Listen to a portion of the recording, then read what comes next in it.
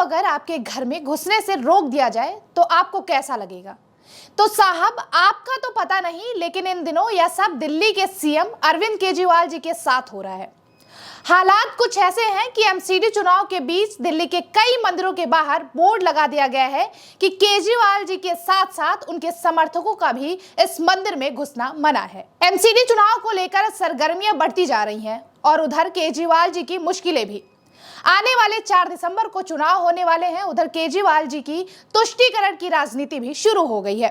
कभी वोटों के लिए मस्जिदों में टोपी लगाकर बैठ जाते हैं तो कभी मंदिर में रुद्राक्ष पहनकर। खैर, कुछ लोग तो ये भी कहते हैं कि Kejriwal ji part time Hindu part time Muslim हैं।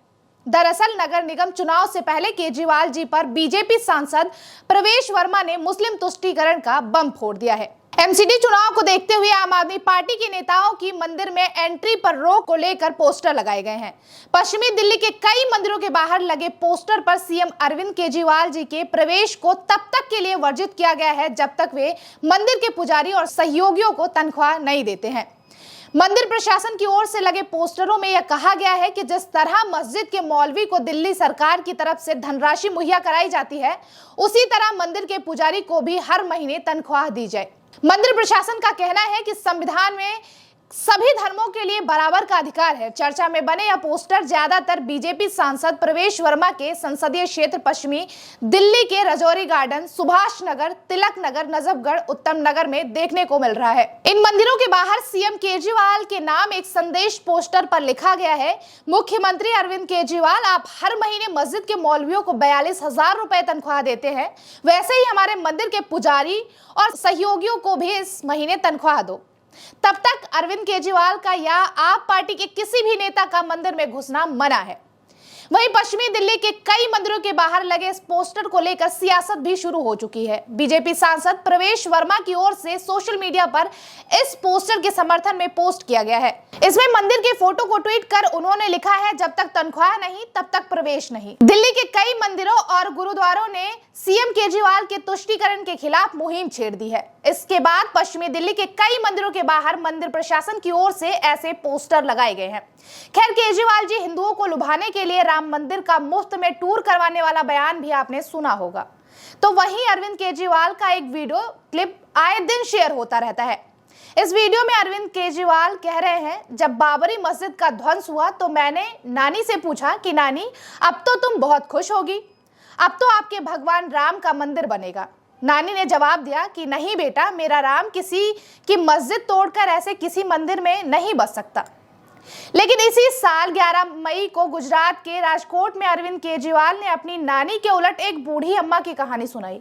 इस कहानी में केजरीवाल बताते हैं, एक बूढ़ी अम्मा आई, आकर धीरे से मेरे कान में कहा, बेटा अयोध्या के बारे में सुना है?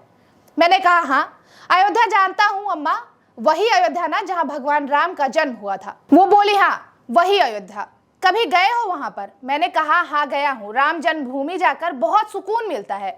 वो बोली, मैं बहुत गरीब हूँ, गुजरात के एक गांव में रहती हूँ, मेरा बहुत मन है अयोध्या जाने का।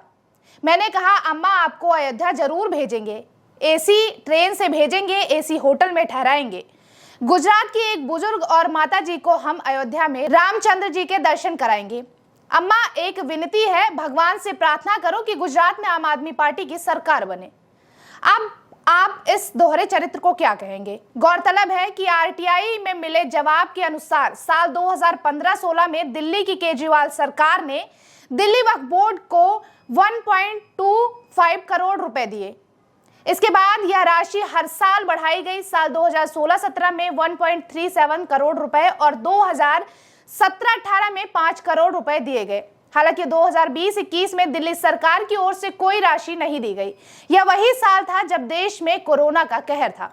आरटीआई कार्यकर्ता अजय बोस द्वारा हासिल की गई जानकारी के अनुसार दिल्ली की अरविंद केजरीवाल सरकार ने हर साल औसतन लगभग 14.50 करोड़ रुपए की सार्वजनिक राशि दिल्ली वक्फ बोर्ड को दी।